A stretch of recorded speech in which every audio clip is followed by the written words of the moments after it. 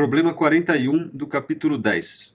O bloco uniforme da figura 10.37, que é essa figura ao lado aí, tem uma massa de 0,172 kg e lados A igual a 3,5 cm, B igual a 8,4 cm e C igual a 1,4 cm. Calcule o momento de inércia do bloco em relação a um eixo que passa por um canto e é perpendicular às faces maiores. Bom, a gente poderia partir do resultado aí do momento de inércia para o caso onde o eixo de rotação está no centro de massa e aí usar o teorema dos eixos paralelos. Mas eu acho aqui conveniente para a gente treinar, a gente partir da expressão geral aí do momento de inércia, né, da definição. Então, o momento de inércia nada mais é do que a integral de r ao quadrado dm. Então, dado essa integral aqui, como é que a gente calcula esse momento de inércia? Como é que a gente faz isso aí? Bom, quem que é esse R aqui? Esse R é a distância perpendicular de um certo elemento de massa dm até o eixo de rotação. Então, se eu pegar um elemento de massa aqui, qualquer aqui, esse elemento aqui, por exemplo, ele tem associado a ele aí uma certa distância aí, que é o módulo desse vetor R aqui.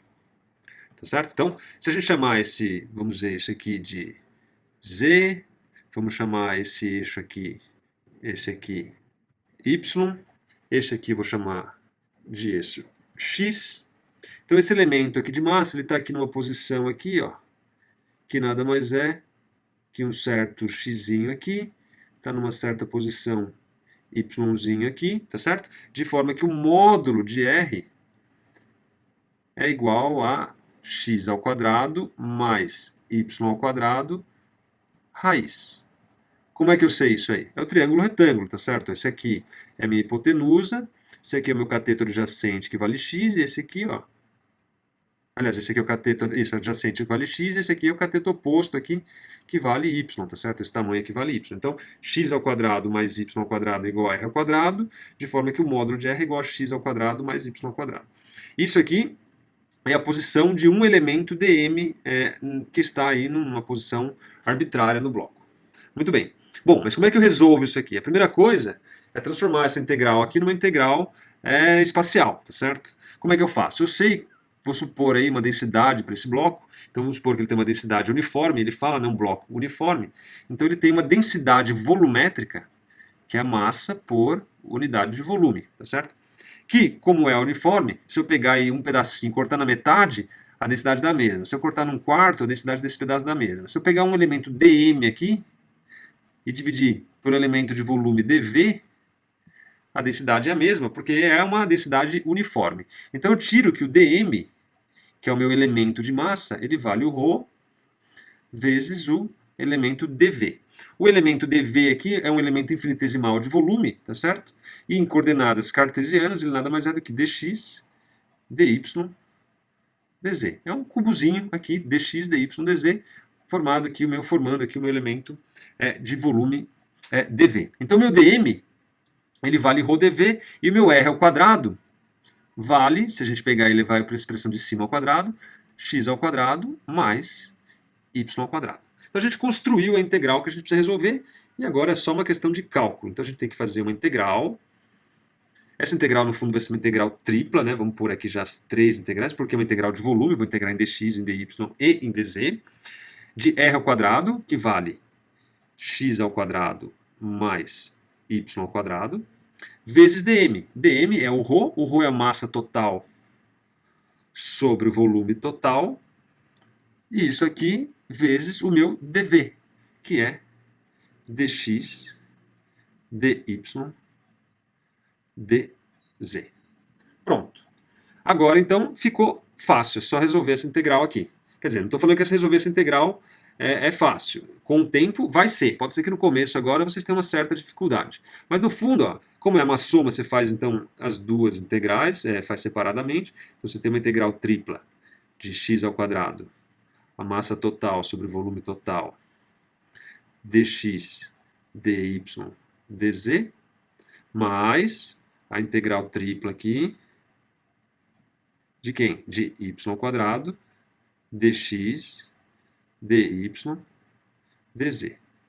Essa integral tripla aí é basicamente a multiplicação de três integrais, tá certo? Ó, a primeira integral é uma integral, então, ó, vamos pôr a massa sobre o volume aqui para fora, que é uma constante, tá certo? Então ele sai da integral, é um número. A massa total é 0,172 e o volume é a multiplicação de A vezes B vezes C, que é o volume dessa peça aqui, tá certo? Então é uma constante, sai da integral, então você vai ficar com uma integral de x ao quadrado dx, e o x varia de que valor a que valor? Ele varia de 0 até A, tá certo? Então, de 0 até A. Que multiplica uma integral de dy, porque não tem nenhum elemento, então dy, e o dy varia de quanto a quanto? De 0 até b. E uma integral de dz, nossa, que bela integral, hein? Mas vamos lá, vamos refazer, vai, essa aqui está muito ruim. E uma integral, então, nossa, piorou. E uma integral de z que vai de 0 até c dz. Essa é a minha primeira integral aqui, ó. Agora tem a segunda mais massa sobre volume, a integral de dx, dx vai de 0 a a, uma integral de, agora, y ao quadrado dy, que vai da onde? Vai de 0 a b, que multiplica uma integral de 0 a c dz. Agora tem que resolver esses dois conjuntos de integrais aí. Então, o momento de inércia vai ser, então, a massa sobre o volume. Essa integral aqui dá x ao cubo sobre 3. E os limites de integração vão de 0 até a. Essa integral em dy dá o próprio y. E os limites de integração vão de 0 até b. E essa integral aqui dá z. E o limite de integração, vai de 0 até c. Mais a massa sobre o volume, que multiplica, então, ali dá o próprio x, a integral de dx é x, que vai de 0 a a. A integral de y ao quadrado é y ao cubo sobre 3, que vai de 0 até b. E a integral de dz é z, que vai de 0 a c.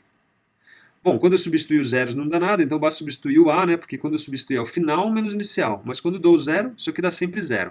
Então aquela primeira integral vai lá dar m sobre v, substituindo o a aqui, a ao cubo sobre 3, vezes b, vezes c. Só estou substituindo os valores finais. Porque o inicial é zero, né? Quando eu multiplicar por zero, ele vai embora. Mais m sobre v, que multiplica agora a vezes b ao cubo sobre 3 vezes c. Pronto. É isso aqui, basicamente, o meu momento de inércia. Dá para simplificar? Dá para simplificar. Como? Se atentando que o volume nada mais é do que a vezes b vezes c. Então aqui eu tenho a ao quadrado que multiplica a vezes b vezes c, que cancela. Então o momento de inércia, no fundo, vai ser 1/3 de emão. O volume vai embora, né, porque tem a vezes b vezes c, e sobra a ao quadrado. Mais 1/3 de emão, que multiplica o a vezes b vezes c vai embora com o volume, então que multiplica b ao quadrado. O que implica, então, que o momento de inércia é igual a 1/3 de emão a ao quadrado mais b ao quadrado. Pronto. Está resolvido. Esse é o momento de inércia desse objeto quando o eixo está nessa borda aqui. Substituindo os valores aí, eu tenho 1/3. A massa está aqui em cima, foi dado, vale 0,172 kg. Então aqui eu tenho 0,172 kg. O A também é dado, o A vale 3,5 e o B 8,4. Só que está em centímetros, então isso aqui dá 0,035 ao quadrado, mais o b ao quadrado, que é 0,084 ao quadrado, transformando tudo em metros, tá certo? Se você fizer essas continhas aí, você vai tirar, então, finalmente, que o momento de inércia é igual a 4,7, aproximadamente, vezes 10 a menos 4 quilogramas vezes metro quadrado.